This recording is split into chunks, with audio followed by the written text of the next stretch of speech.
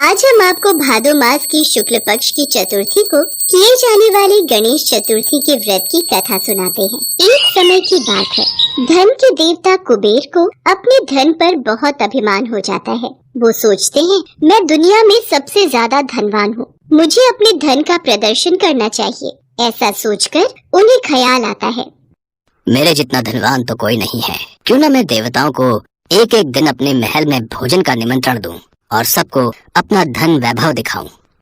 ऐसा सोचकर वो सर्वप्रथम भोलेनाथ को अपने महल में भोजन करने का निमंत्रण देने के लिए कैलाश पर्वत पहुँचे। भोलेनाथ उनकी मंशा समझ गए। कुबेर का अभिमान समाप्त करने के लिए उन्होंने कुबेर से कहा, मैं आपका आमंत्रण स्वीकार नहीं कर सकूंगा, लेकिन मैं अपनी जगह गणेश को आपके साथ भेज देता हूँ। ये सुनकर कुबेर ने सोचा, मुझे तो अपना धन वैभव दिखाना है, भोलेनाथ ना सही, उनके पुत्र ही सही। हाँ, ठीक है, जैसा आप ठीक समझे प्रभु। वो गणेश जी को अपने साथ लेकर अपने महल पहुंचते हैं। महल पहुंचते ही कुबेर गणपति को अपना धन ऐश्वर्य दिखाना शुरू कर देता है। ये देख विद्या और बुद्धि के दाता गणेश जी कुबेर जी की मंशा समझ जाते हैं और अब जब गणेश जी खाना खाने बैठते हैं तो कुबेर उन्हें सोने की थाली में विभिन्न प्रकार के पकवान परोसते हैं। अब गणेश जी खाना खाना शुरू करते हैं।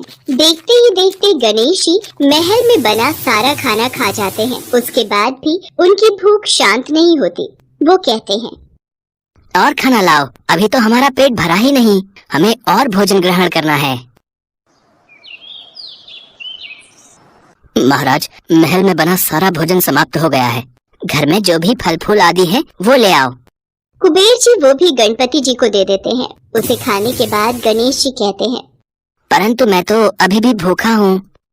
अब कुबेर ये समझ जाते हैं कि मैं अपना वैभव और ऐश्वर्य प्रभु को दिखाना चाहता था, इसलिए गणेश जी मुझे सीख देना चाहते हैं। वो गणेश जी से हाथ जोड़कर माफी मांगते हैं और कहते हैं, प्रभु, मैं अब कभी भी अभिमानवश ऐसा कुछ नहीं करूँगा, हमें क्षमा कर दीजिए प्रभु, हमने आपको क्षमा किया।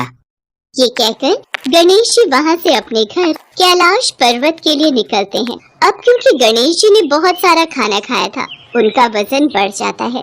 अब वो अपनी सवारी नन्हे से मूषक पर बैठकर अपने घर कैलाश पर्वत के लिए चलते हैं।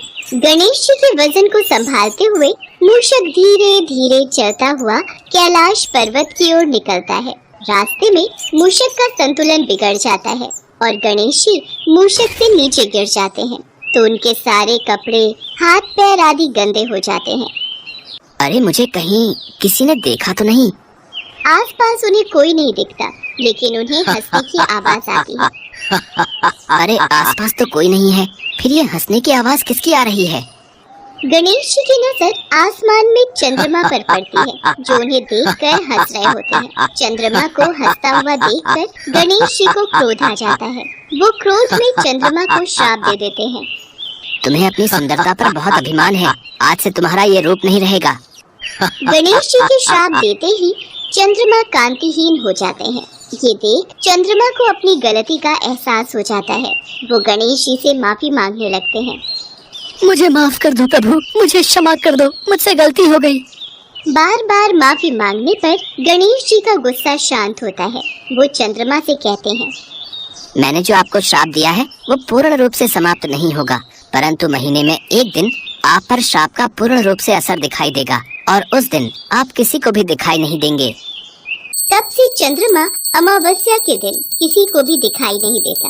गणेश जी आगे कहते हैं, इसके बाद आपकी कलाएं बढ़ती जाएंगी और पूर्णिमा के दिन आप अपने पूर्ण स्वरूप में दिखाई देंगे। फिर पूर्णिमा के बाद अमावस्या तक आपकी कलाएं घटती जाएंगी। इसके साथ मैं तुम्हें वरदान देता हूँ कि हर चतुर्थी पर जब मेरी पूजा होगी तब आपकी भी पूजा की जाएगी। आपको अर्घ्य देने के बाद ही चतुर्थी का व्रत पूर्ण माना जाएगा। आज गणेश चतुर्थी है और आपने मेरा अपमान किया है, इसलिए आज के दिन यदि कोई आपको देख लेगा तो वो कलंक का भागी बनेगा।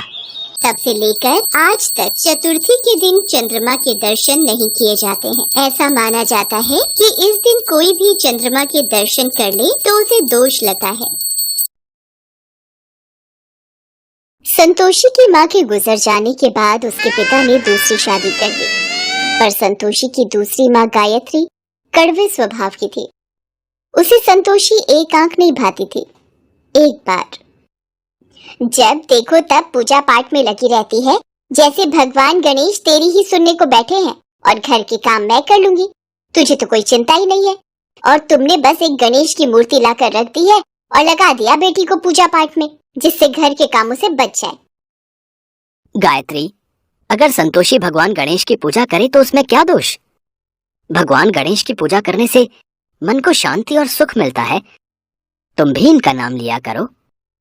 मेरे पास और भी काम होते हैं, खाली नहीं हूँ जो तुम दोनों के साथ अपना समय खराब करूं। संतोषी बिटिया, ला मोदक का प्रसाद दे दे, मैं दुकान होकर आता हूँ। ये लो बाबा, मोदक का प्रसाद। संतोषी भगवान गणेश की बहुत पूजा करती थी और जब कभी वो दुखी होती तो उन्हीं से अपना हाल कहती। हे गणेश जी, माँ मुझसे इतना बुरा व्यवहार क्यों करती हैं? वो पूनम से तो बहुत प्यार से बात करती हैं, पर मुझे डांटती रहती हैं। पूनम गायत्री की अपनी बेटी थी और संतोषी सौतेली। ये भेदभाव हमेशा से ही गायत्री दोनों में करती थी। गणेश चतुर्थी के दिन आने वाले थे। लोग अपने घरों में गणेश प्रतिमा की स्थापना करने के लिए खरीदारी कर रहे थे। बाबा, मुझे भी गणेश चतुर्थी महोत्सव करना है, इनकी प्रतिमा की स्थापना करनी है। ठीक है संतोषी, तुम मेरे साथ बाजार चलकर प्रतिमा ले आना, ठीक है? संतोषी खुश हो जाती है और भानु प्रकाश के साथ भगवान गणपति की प्रतिमा ले आती है। अगले दिन, ये देखो बाबा, भगवान गणेश की प्रतिमा कितनी सुंदर है। हाँ बेटिया, प्रतिमा सच में बहुत सुंदर है। अब 10 दिन तक इनकी खूब सेवा करना, फिर हम धूमधाम से गणपति विसर्जन को जाएंगे। बाबा, मैं भी चलूंगी गणपति विसर्जन में। कोई जरूरत नहीं है किसी विसर्जन में जाने की, ना मैं जाऊंगी ना तू। मैं भी देखती हूँ तू गणपति विसर्जन कैसे करती है। संतोषी भगवान गणेश की प्रतिमा को भोग लगाती और पूजा आरती करके भोजन ग्रहण करती। एक सुबह, गणपति की प्रतिमा कहाँ गई? बाबा, मेरी गणेश की प्रतिमा यहाँ नहीं है, स्थान खाली है। बाबा, मेरे गजानन कहाँ गए? रो मत संतोषी, ऐसे प्रतिमा कहीं नहीं जाएगी। रुक, मैं देखता हूँ। गायत्री, पूनम ने यहाँ गणेश जी की प्रतिमा रखी थी, पर अब नहीं है। मुझे क्या पता कहाँ गई, मैं ये सब देखती रही तो हो गए काम। बाबा, अब कल हम किसका विसर्जन करेंगे? बाबा, लगता है मेरे से कोई अपराध हुआ है जो गणपति नाराज होकर चले गए। लौट आओ भगवान, मेरे से यूं रूठ कर मत जाओ। संतोषी बहुत रोती है। भूखी प्यासी वो वहीं बैठी रहती है।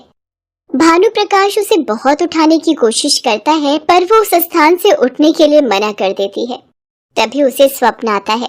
संतोषी, मुझे भी प्रसाद का मोदक और लड्डू दो ना।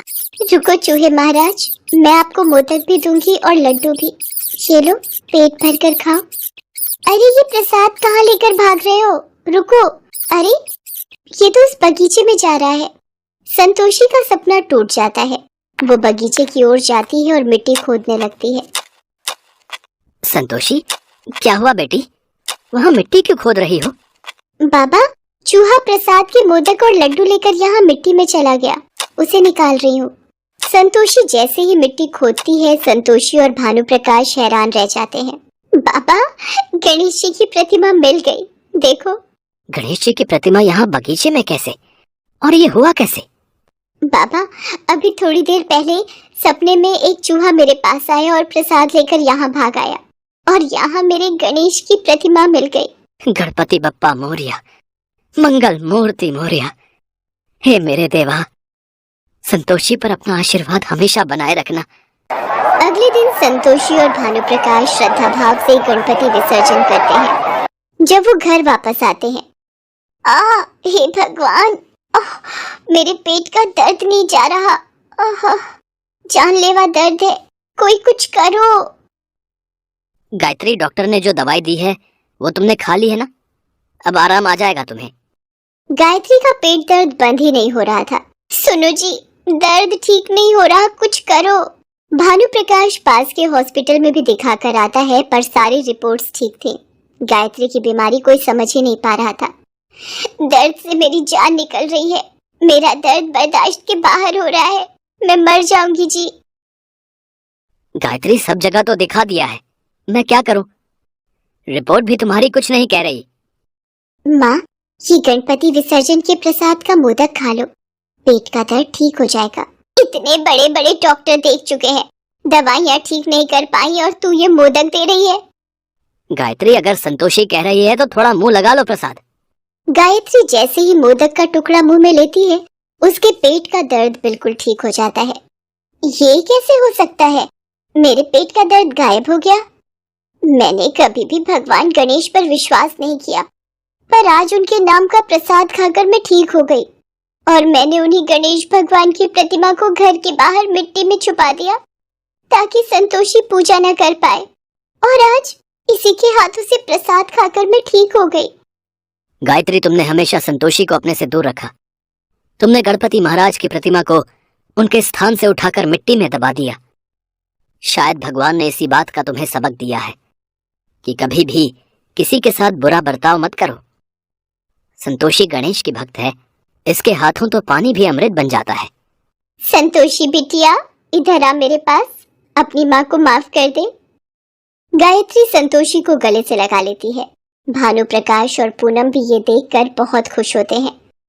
गायत्री को अपनी गलती का एहसास होता है। सब मिलकर गणेश जी की पूजा करते हैं। गणेश चतुर्थी के उत्सव पर गणेश संतोषी के जीवन में खुशियां बिखेर जाते हैं। संतोषी की गणेश भक्ति का फल उसे प्राप्त हो जाता है।